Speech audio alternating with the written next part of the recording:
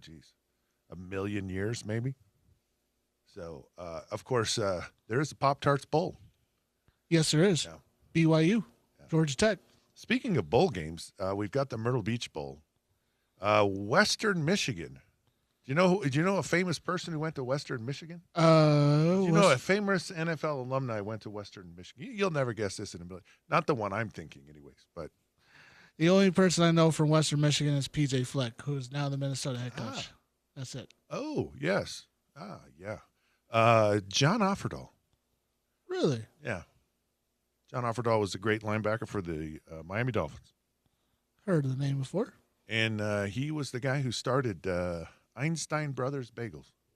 Really? Yeah. Started it when he was playing football.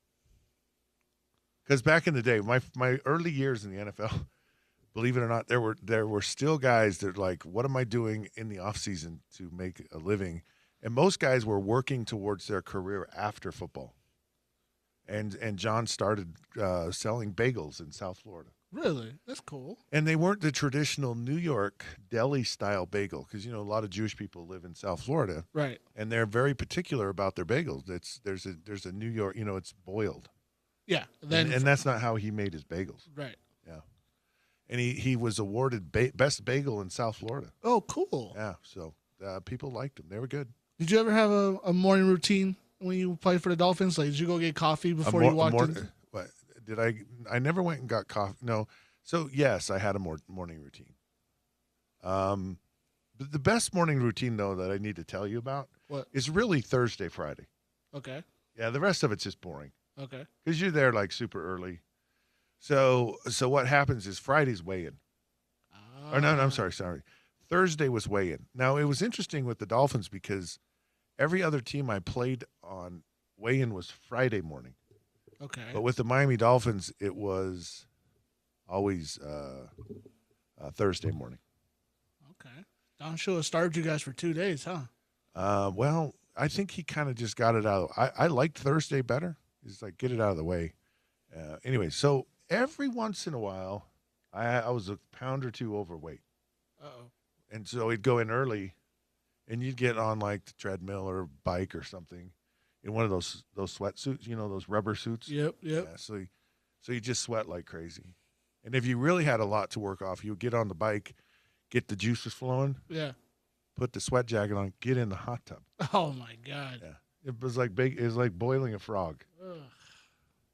Anyway, so you'd lose your weight. Now for me, I had to get on the scale completely naked. Oh like God. I could not have, like a pair of shorts. Yeah. Too much weight, right? Because we were down to the ounces. And so you'd be in the hot tub and you'd have to, you went and you dried your hair out completely with a towel and got yourself, so there was no water, no nothing on you, and get up on the scale. Well, you'd have a towel on and then you just take the towel off. Who walks around that locker room naked? Right. And so you'd make it by the skin of your teeth, and then we go get breakfast. Okay. And we usually would go. There was this little restaurant, and we go get these amazing omelets for breakfast. Ooh. It was pretty incredible. Then we but then I brought donuts. Oh, that's even more. And Dan Marino was very particular about his donuts, so he wanted double chocolate donuts from Dunkin' Donuts.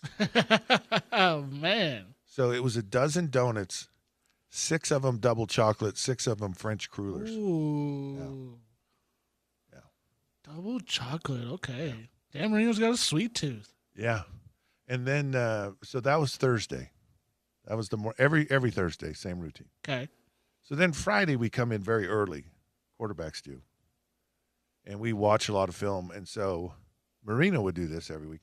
He would go to McDonald's, and he'd buy like 12 Egg McMuffins. Holy crap!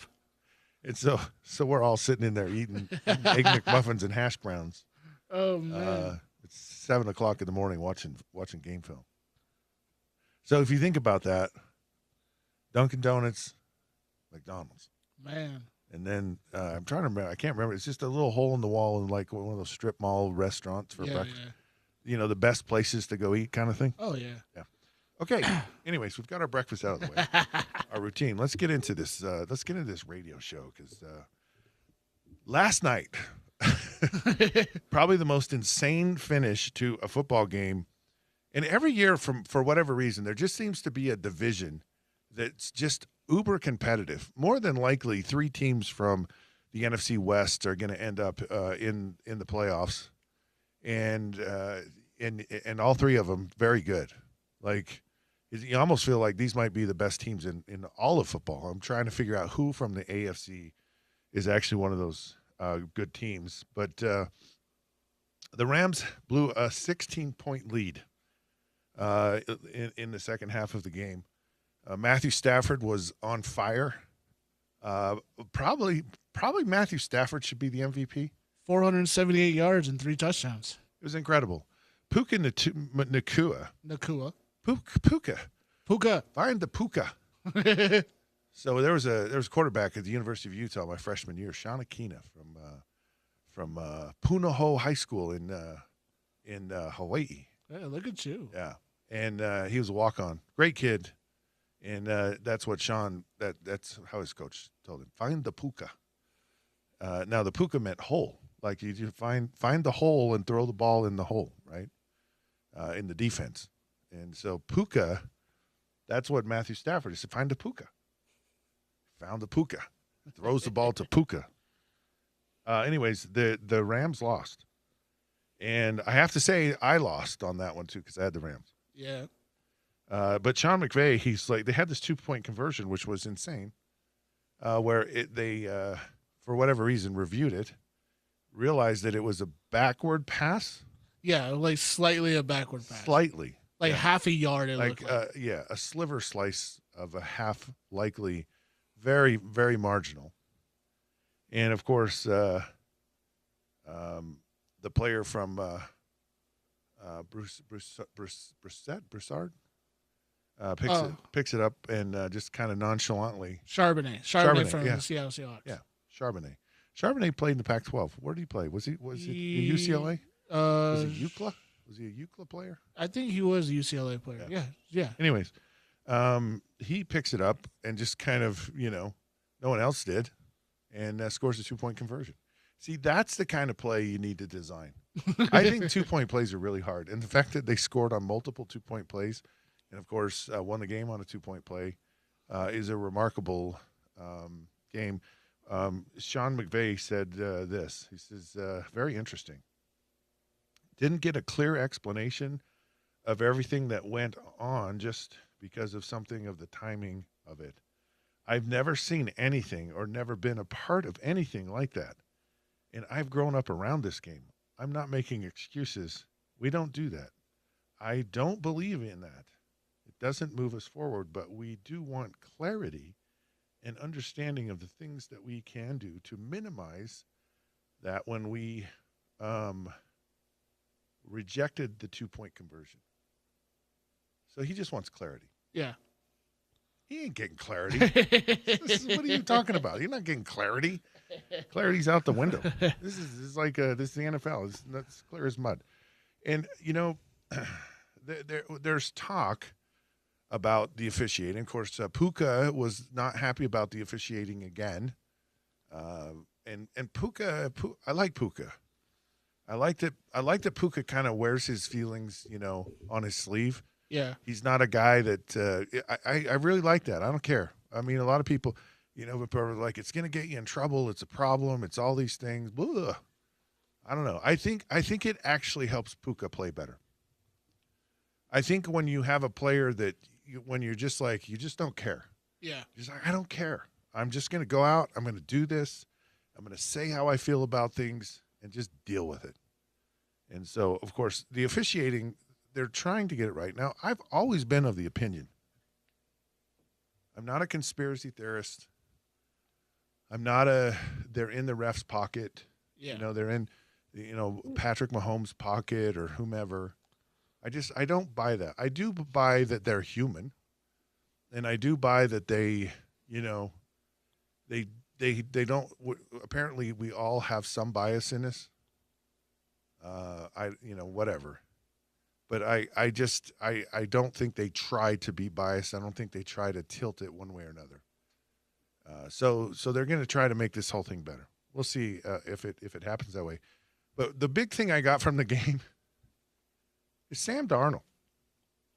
Played lights out, even though 2 interceptions. That's why I liked it. And I think you look at teams that have that adversity because you're going to face it. Right. And you've got to figure out how to address it and how to deal with it and how to overcome it. And he was a guy that could do that, or he's learned how to do that. And I firmly believe that it's all of the experience he's been through. You know, he was on a really, really good team in Minnesota and just didn't do well in the big games. No. But you grow from that, right? Yeah, you do. So, and everyone's so quick to just get rid of guys. You know, it just drives me crazy. It's like, I really like the teams that really understand it, really have the patience for a guy. And what's sad, and this is an indictment on everyone that's a New York Jets fan, they just can't get out of their own way. Yeah. Like they're throwing people under the bus, getting them out of town.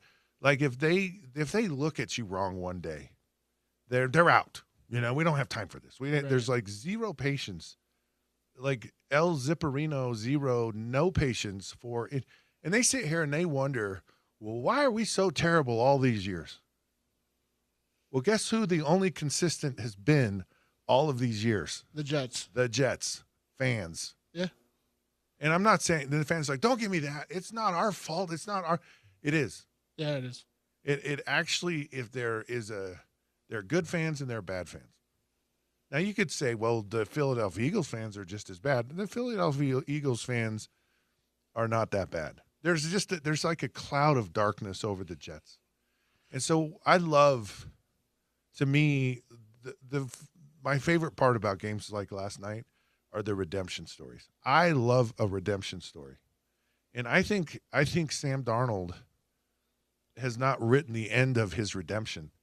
And I believe this is a team that's gonna make some waves in the playoffs, and I think a lot of it is because they have a quarterback who can play, and has kind of some of that, those battle scars, the battle hardening type of thing. I'll give you another guy. Is the other guy on the other side of the ball, and that's Matthew Stafford. I mean, you talk about a guy with battle scars. Yeah, that's true. And I think it helped him when he left Detroit, went to the Rams, and I think it was a big part of why he had success and was able to win a Super Bowl. And it's because of it's so hard to win in the NFL. Yeah, and we're so impatient with all of it. And people just need to just like, if someone shows signs of goodness, like they can play, work with that. Yeah. Really mold. And I'm going to use John Gruden again. John Gruden goes, I mean, I can get it. I think I'm arrogant about it, but I can get it out of everybody. And he goes, look at all the guys I got it from. Brad Johnson, Rich Gannon. That's true. On and on and on. Ty Detmer, 1 year. And I know we brought this up on the show before, but it's worth bringing up again and again and again. People have to have so much more patience than they have. So, all right, let's move on. We got some other exciting things. This one, so I have to laugh and I have to chuckle at this for so many reasons. Okay. And I haven't even told you what it is yet. Out of the goodness of his gracious southern sweet heart, Arch Manning is actually taking a pay cut to help Texas field a national championship team next year. Okay, that is wrong on about 400 levels. 400 levels. 400, that's it? 400 levels. This is the guy who said, I'm not taking NIL money. Remember when he first got to Texas? I do remember I'm not that. I'm not taking any money. Yep. I'm not taking any money till I've done something. And I'm like, well, then you shouldn't be taking money now. $4 million. Are you just going to give up all that money? Yeah. Okay. So that's the first thing. Arch Manning. And this aw shucks, I'm just such a good old boy kind of, yeah, right? And then the second part of me is like, and I'm calling a little bit of BS on that. Okay. Okay. The Mannings are business people. Yeah, they are for sure. They want the money, all right? And the beginning of last season, if you remember Ohio State, Texas, Yeah. in every commercial break had Arch Manning in it wearing sunglasses or glasses or, I don't know, belts and clothes and shorts and any possible thing he could advertise. Advertise. It was the Arch Manning, almost comedy hour of commercials. It was something. So good on Arch. I like it. So pseudo niceness, pseudo whatever, not buying it. But the other part is this is Texas. This is Texas. This is so I watched this documentary. Okay. On speaking of taking and giving money, Eric Dickerson, right? So Eric Dickerson is like, it's kind of SMU. Well, it's not SMU. It's Texas and Texas A&M. Mm-hmm. And they said to Eric Dickerson, according to Eric Dickerson, if you go to that school, you will never get a job in the state of Texas ever. Yep. You will be like blackballed. You will be dead to the state of Texas if you don't come here and play. Now, wow. I don't know if that's this is I mean it came out of Eric Dickerson's mouth. Right. So it's from him. Now, I don't know if he can corroborate that it was actually said, but he said that that's what they said. Right. So it wasn't someone saying, hey, I heard Eric Dickerson say, or I heard that there was this conversation. Like Eric Dickerson said, this is what they said to me. Yep. And then he says, I'm going to get a Trans Am from Texas A&M, but I'm going to get my money from SMU. And so he ends up going to SMU. Right. Now, I know this story has truth to it. But the point is Texas. Like Texas is that big a deal that they wreck lives or try to, or Texas is like the school. Yeah. Like you want to go to Texas. So they have like Texas to me is like USC. Why USC and Texas are not playing each other every single year for the national championship?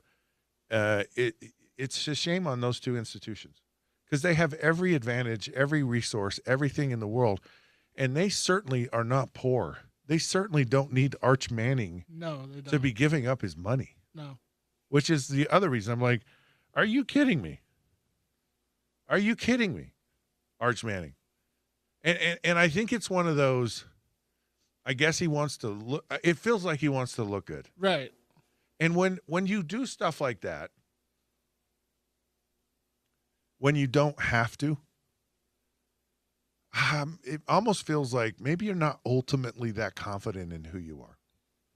Maybe he doesn't totally believe in his abilities because most guys are going to say, I'm worth more than that. Right. And I'm going to show you. You know, if Texas wants to win a national championship, Arch Manning needs to play lights out. College football quarterbacks have a massive impact on games. And you look at Mendoza. You look at Pavia. You look at these guys. You look at Devin Dampier when he was healthy. Yeah. Massive impact on football games. More than any other position. Yeah. And you look at all these guys. I mean, the quarterback for TCU is going to transfer. Yeah, Hoover. Quarterback for Cincinnati is going to transfer, and because they're a hot commodity, right? And they're worth every penny if you can keep them healthy. Obviously, Arch is trying to change his PR look, not only for college football but for the NFL. Is there really any way to change that once the NFL media has already set their mind on what you really are? Well, okay. What the NFL is the worst at of anything ever is labels. Like they put a label on a player. Yeah. And good or bad, right? They put a label, Lawrence Taylor, like unstoppable. Yeah. Right? It's just, freakish athlete. And I remember, and Lawrence Taylor's my favorite player. And my rookie year, he was playing us. We were playing in New York, and I couldn't take my eyes off of Lawrence Taylor. The whole game, I'm on the side because I'm not playing. Yeah. And I'm just watching Lawrence Taylor. I'm watching Lawrence Taylor when Lawrence Taylor's on the sidelines. I was the biggest fanboy in the world. And Lawrence Taylor never touched Dan Marino. And I was disappointed. I was like, this is Lawrence Taylor. Like, he's supposed to just wreak havoc, and like he's supposed to be unblockable. And it's like, yeah. But the point is don't he's still my favorite player. That's a good one to pick. Yeah, and he was amazing. But they put a label, or they try to push a narrative to really build up the league. And so they only show you the highlights, right? Yeah. They don't show you all 65 other plays. They just show you the 2 or 3 that, that were incredible. And they do it on the flip side. I mean, Sam Darnold's a perfect example of that. I'm seeing ghosts. Like, that's what he's remembered for. Yeah. Coming off the field, goes, man, I feel like I'm just seeing ghosts out there. Yeah. I don't know what's going on. Right? And so you get labeled. And so the NFL and when you're really like a highly sought after player, so basically if you're drafted early in the first round, it means you are absolutely super polished, ready to come in, make an impact on the league immediately. And as the later you go on, it's like, it needs some work. Maybe not. We'll see.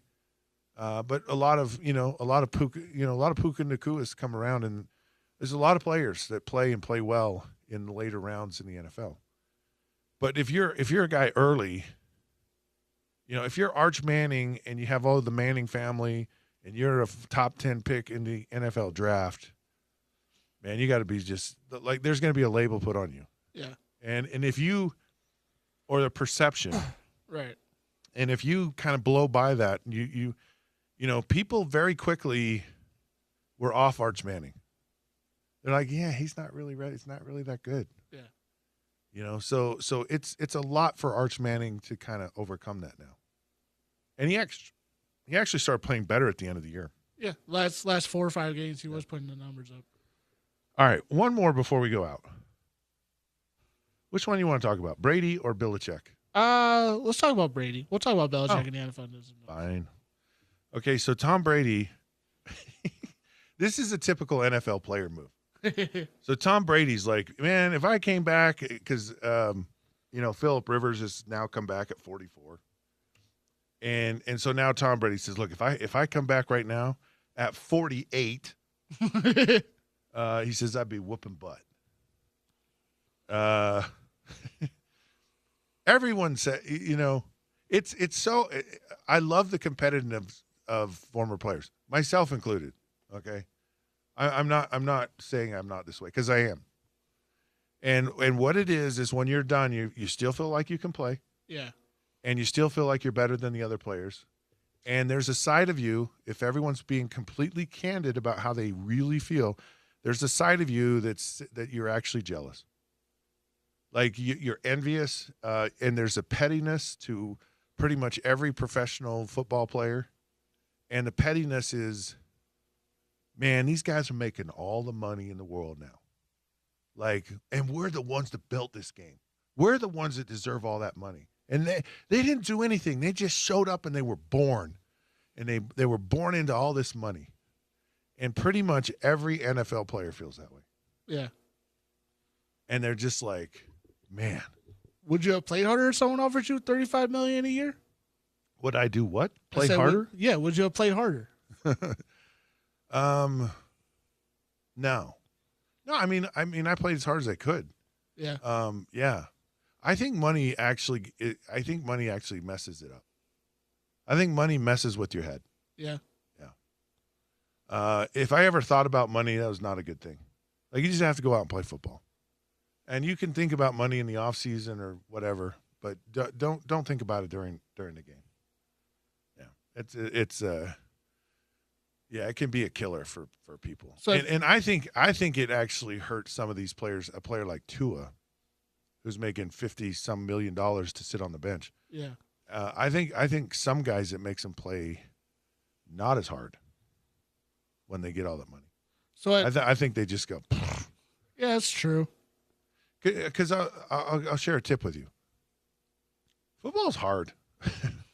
Like it's hard to it's physically demanding, mentally demanding. It's all of these things, and it's just hard when you have,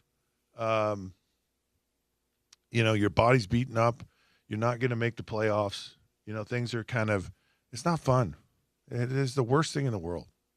I don't wish that on my worst enemy, is playing the last month and a half of a football season and knowing you're not going to make the playoffs. It's not fun. Yeah, that can't be fun. All right. Hey, we're going to talk about Bill Belichick. We got some NFL news and notes coming up here in a minute. But let me tell you something we do have right now you want to hear. My eyesight is 2015 now. And it's crazy. I look at all these computer screens and I can just read them. I can look at a menu in the dark and I can read it without glasses, without aids, without anything. I see with great vision. And you can too. Go check out the folks at Wait Vision right off the freeway, UCCU building, Thanksgiving Point in Lehigh. They'll do an amazing workup on your eyes, determine what's best for you, and then they'll perform and they'll get the job done. It's not critically invasive, minimally actually, and the recovery time is pretty minimal as well. Dr. Waite, he is a rock star. He loves this. He's the best in the business at refractive lens correction surgery, which is what I had. So go check him out. WaiteVision.com, W-A-I-T-E Vision.com. More to come here on the Down and Dirty with Scott Mitchell, ESPN 700, 92.1 FM.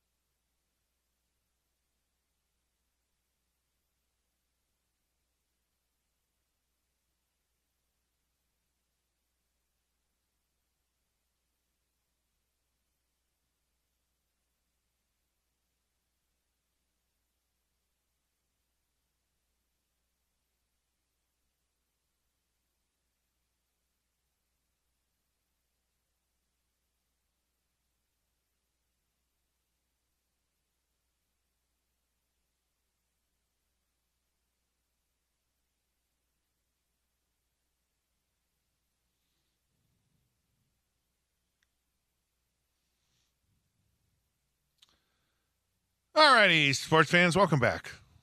Hey, it's the Down and Dirty. Scott Mitchell here, ESPN 792.1 FM.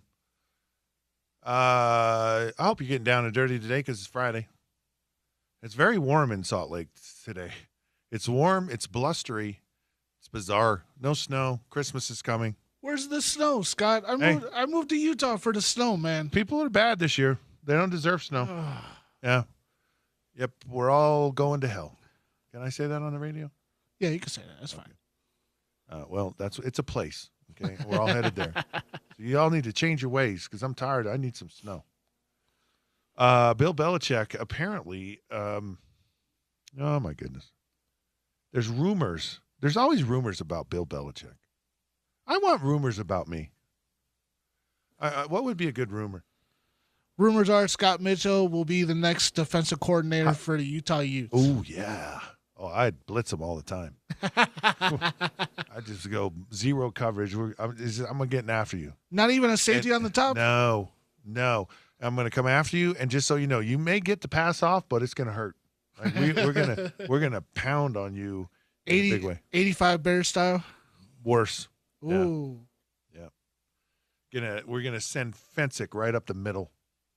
Get all those offensive linemen covered up and shoot Singletary and Fensick right. You can't stop that. Or you better get rid of the ball quickly. I'm coming after you. Here's another side note question. I'll take you away for a minute. What was it like staring at Michael Singletary with those eyes open? I like this kind of party. Was it scary to see those eyes? No. You didn't think about it. No. It was cool to play against like some of your heroes, like Lawrence Taylor and Ronnie Lott. Some of those guys, that was fun. But when you got in the game, like you had, you really had to. Your focus was on executing and performing, and that's all you thought about. So you looked at a player in relation to, okay, how are we blocking him, or is he someone who's a potential blitzer I've got to deal with? But you didn't go, oh my goodness, this is Mike Singletary. Now I can tell you something about looking at guys' eyes. When you talk about human behavior, yeah. So you'd have pass protections, and it was like max protection, which you didn't worry about because it meant no matter who they brought, you'd have them blocked. There was and then it just went down from there. So that's 8-man protection. Then there's 7. Right. And so you release one of those guys, but you got to account for who he would have blocked. Then there's 6, 5, and 5 is the least, right? Because you have 5 offensive linemen. And so you'd have to watch, if you had like 5-man, 6-man protection, whatever, you had to determine if a certain combination of linebackers blitzed, like the middle linebacker and the strong side linebacker, then you had to throw a route adjustment. So it was a hot route. So, and you would yell hot, like the end of the receiver, they go hot, hot, hot, off the line of scrimmage. And so, and the linebackers are faking you out, and you don't know if they're going to blitz or not until you snap the ball. But I found a way to learn how to do that. And it was looking at their eyes. So I would look at a linebacker's eyes. If I needed to know, I need to know if you're going to be blitzing right now. And I just stare at them. Just look right at them. And if they were blitzing, they would not look at me because they're guilty, right? Mm-hmm. And so they don't want you to look them in the eyes because they're guilty. They just can't help it. They'll just turn their eyes away. But if they weren't blitzing, they'd look right back at you. And it's like, yeah, here I come, and I go, you're not coming. You're not coming. And it was just one of those little secrets. So I knew. So you look at guys' eyes. So that would be the only reason. Bill Belichick. Now, now looking at a coach's eyes, that's a scary thing. Looking at Coach Shula looking at you, whoa, man. Intimidate the heck out of you. I think Belichick would scare me as well. Okay, so apparently Bill Belichick is rumored about possibly going to Atlanta, New York, and Cleveland. Okay, I have the perfect place for Bill Belichick. What is it? The Cleveland Browns. To go for round 2? Yeah. Shedeur Sanders? Yeah. It's like Bill Belichick is the second coming, the rising of the rebirth of Bill Belichick. I mean, and it's just the place for Bill Belichick to go. Yeah. It's a Bill Belichick-ish place. I think they would absolutely go bananas in Cleveland if he was there. I agree. And he might be just the right guy to kind of get it turned around. Yeah. A little toughness, a little maturity for Shedeur Sanders to grow up around. Yeah, whatever. Shedeur. Shedur's not going to be the guy. All right, let's get into our picks. Okay. I'm 71% on the year so far. So basically, 3 out of 4. 3 out of 4 ain't bad. Yeah, basically in my world. Hopefully, I can round out the season tough. Get up to maybe I can get up to 80%. All right, I missed the Rams-Seattle game. We have some Saturday night football. The Eagles at Washington. The Eagles are going to win this game. The Packers and the Bears. Where are these games at? Are they at? I need to know what they at. So let me pull that up real quick. It helps me because home field matters. So I'm going to go with Green Bay. Sorry. Buffalo's at Cleveland. I'm going to go Buffalo. The Chargers at Dallas. I'm going to go with the Chargers. Kansas City's at Tennessee. I'm going to go Tennessee. Patrick Mahomes is out. Although Gardner Minshew might. I'm going to go with Tennessee. Cincinnati's at Miami. I'm going to go Cincinnati because they got a new quarterback in Miami. The Jets. Who are the Jets playing? At New Orleans. This is going to be a game. New Orleans is our sleeper team. These are two teams that are actually going to play probably as hard as anyone else, and they have nothing to play for.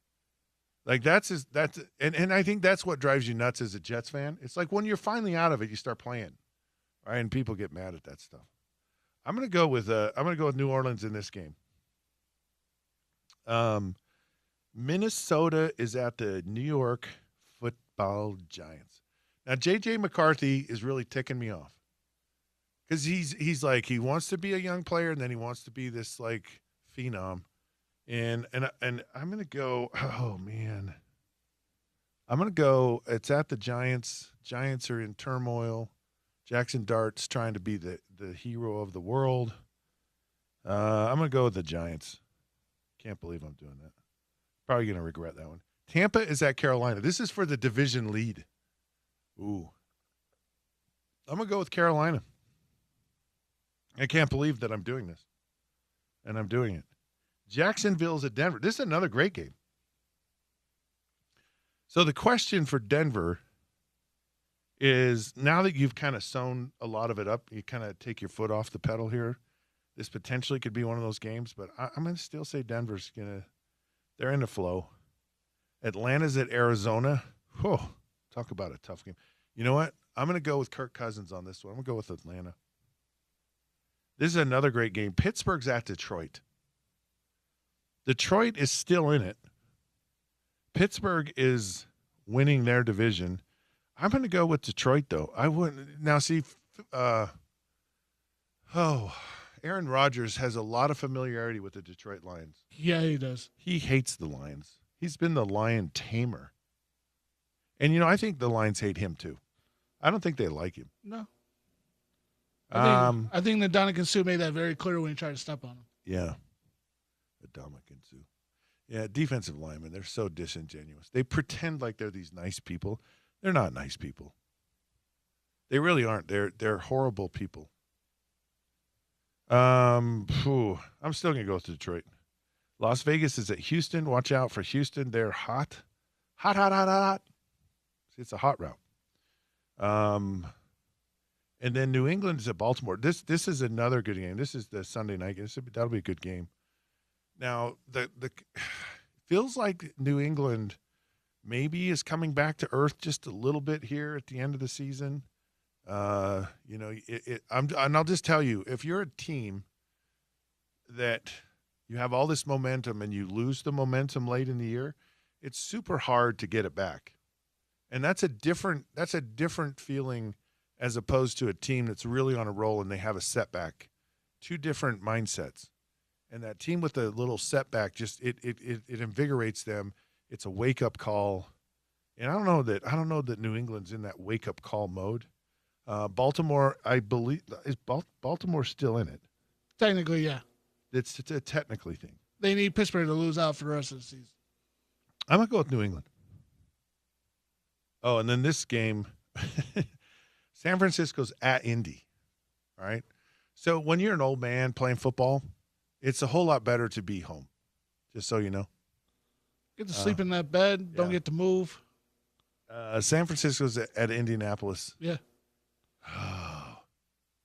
I don't know if I believe Phillip Rivers yet. You trust Brock Purdy over Phillip Rivers At this point. Ooh. I'm gonna go with the San Francisco 49ers.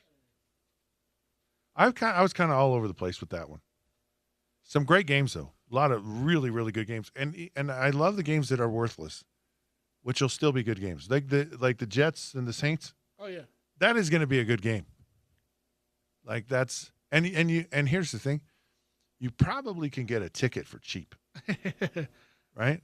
$25, walk right in. You know what the best part about Sunday is? What's that? And it's not football. Yeah. What is it? So Sunday is it's the winter equinox. Or no, solstice. Is it the solstice? Yes. Like when like actual winter time starts? Yes, but you know what it means? No. It means that now the sun is going to get lighter. Oh. So there's more daylight from here all the way out to the middle of June. Okay. So this Sunday is the most optimistic day of the year. Like we've been in a funk, we've been depressed, and now we are actually happy because Sunday is that turnaround time. So not only is it a lot of football, but it's time for the sun to start coming out. It's my favorite day of the year, by the way, if you didn't know that. I'm right there with you. The best day to sleep in and chill out. Yep. Okay. So you asked me this question. Is there any team that would trade for Tua? Hang on. Before I answer that question, did you like my picks today? I did like your picks. You feel good about those? Minus one pick, but Which one? obviously. Oh, that was the Bears. You know. Should I change my? See, that's the problem. I always change my mind for you. No, don't change your mind. It's But okay. I do, and then I. No. No, you can't. No, don't change your mind. Don't worry about it. I disagree with it because I'm biased, but you know that's who I am. Fine. I'll regret it later. I'll buy you lunch or something. That's fine. Would you trade for Tua? If you were like any team out there saying, you know what, a quarterback like him needs to change the scenery, would you trade for him with that price tag? Here's the dumb team that would. Okay. Cleveland. Yeah, that's right. Here's what you need. So you trade for Tua, and Miami gets Shador. Ooh. Could you imagine Shador in Miami? That would be really That'd be the good. end of Shador. Oh my God. That would be the end of Shador. The party stories rumors we would get. And then you have Gabriel and Tua, both left-handed. I don't know that a team has had two left-handed quarterbacks on its roster ever. Don't forget, Deshaun Watson's still on the roster. Deshaun Watson is going to make a comeback. Yeah, he's still technically getting paid. Yeah. That would just be fun. It'd be fun to have Tua back, have Belichick there, Gabriel, Tua playing. What about the Jets? They always do something like this. Yeah, see, Miami would not trade a player typically in their division. In division? Okay. Yeah. Maybe Tua goes to what if Arizona? Pittsburgh. Ooh, Pittsburgh is not bad. Maybe he goes to Arizona. Just swap Kyler Murray for Tua. Yeah. Yeah. Yeah. It's like you get they're upgrading in size just a little bit, getting a little taller quarterback. Even though Tua has said that he is not deflated by this, how deflating is it to go from being told you're a starter one week to being you're on the bench? I don't care the circumstances. I don't care any of it. There is nothing that's more humiliating, more piercing to your soul, more degrading, more just gut wrenching. It is just heart. It is just so awful. Is to get benched. Yeah. I don't care if it's, hey, we're shutting you down. We don't want you to get injured. There's nothing left in the season. It's like I want to be out there. I would 1,000% want to be out there if I was a player in that situation. Yeah, that's not fun. Not fun at all to be benched. And basically the reason is because you when you're out there you put so much into it, and you leave your sweat and your blood and just everything on the field, literally, figuratively, and you want to see it through. It's that warrior mindset, and that warrior just wants to go to battle all the time. It doesn't matter. So yeah, it's a horrible thing. All right, we're right in the thick of football. We're right in the thick of the holiday season. People are driving around. Traffic's busy. You need to drive with patience, please, and be alert to other drivers because people are crazy on the freeway. However, if you are injured in an auto accident, the Advocates have your back. Call the Advocates 801-355-5550 or UtahAdvocates.com. They are available 24/7, 365. Advocates award-winning injury attorney. Simply win. We like winners. We hate losers. If another driver's negligence leaves you injured with medical bills that you can't pay, you need to call the injury attorneys at the Advocates. No-cost consultations. You never pay a dime out of pocket with the Advocates working on recovering the compensation you deserve. They also deal with motorcycle accidents. This is my favorite, jogging. I get injured jogging all the time. So does that count? I'm just wondering. Yeah, that counts. Of course, and dog bites. So please drive with extra caution all the time, especially when dropping the kids off for school. Call 801-355-5550 or go to the UtahAdvocates.com. Ute fans, you didn't deserve to be in an accident, but you do deserve an advocate. More to come on the Down and Dirty with Scott Mitchell here on ESPN 792.1 FM. I believe Martin has a question for me.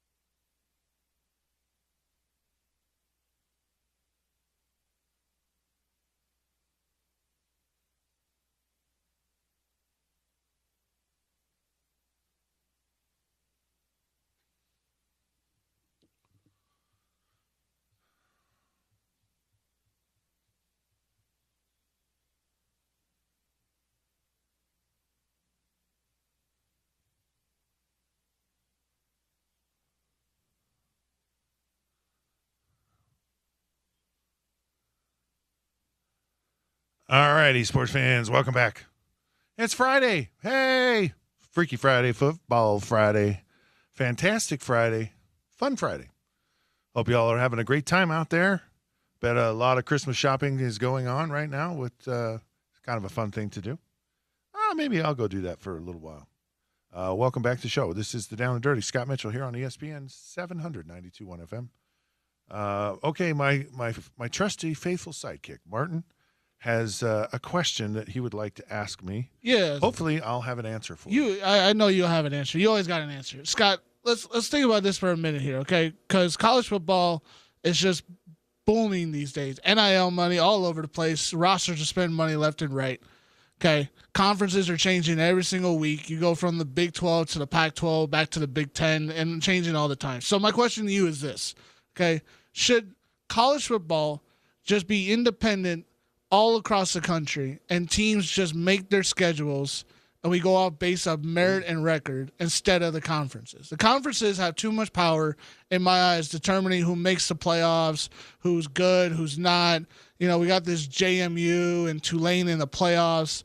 I think we should just go off of merit and records, and I think everyone should just come up with their own independent schedule. Play who you want to play, and we should get the best of the best playing each other every year. That's an interesting concept. My first thought is how our country was founded. Okay. And it was founded on all these little states, or you could call them conferences. Okay. Right? And there were 13 of them. And they realized that they had a common interest, right? They wanted free commerce. They wanted to be free. They did not want to be taxed without representation. They didn't want some ruler over them. But they wanted their independence. So there was this balance between government and states' rights. You're getting a civics lesson this morning. And what they realized is having a government oversee everything, but giving the states a lot of autonomy was the thing. But it wasn't one or the other. It wasn't this ruling body, and it wasn't the states just running rampant. And I think what you're suggesting is there needs to be a revolution. Yeah. And there needs to be a new form of government for college football. And I think what they realized was we're so much better together. So when these 13 colonies united as United States, they united together. Yeah. Then they became the most powerful nation in the world. And the land of just unbelievable opportunity, the opportunity which actually allowed us to have football today and to have what we have. So I think you need these smaller states or conferences to be governed, because college football isn't really governed by the NCAA per se. It's kind of, but college football playoffs aren't. No. It's kind of its own entity. So I think you need a governing body. I think everyone believes that. And I think all of the conferences and all the people involved in football need to come to an agreement on that that's really in the best interest for everyone. And I think if they collectively actually negotiated television, they did what you said, they created schedules that actually made sense for everyone, where it was fair. Everyone played the same number of games. And I think you can do it in stages. I mean, like, I hate to bring up soccer, but soccer's kind of that way, right? Yeah. They have their Premier League and they have lower divisions of. Yeah. And I think you can do that in college football. We do it now. 1AA, Yeah. Division III, all these different. And I so you're playing in competition that you can compete against, and we all want a championship at the end of the day. So, yeah, I think there's got to be a uniform way of doing this. Now, how do you bring it together? I have no idea. But I think as it continues in the madness and chaos that it is, I think that people are going to say we need a better way. Maybe they need to throw tea in the Boston Harbor again and start a revolution. All right, that's all the revolution we have for today. Thank you so much for tuning in. The Sean O'Connell Show is next, and you don't want to miss this. Of course, Sean is at the Road Home doing some wonderful and marvelous things there. This has been the Down and Dirty with Scott Mitchell here on ESPN 792.1 FM. Have a great weekend.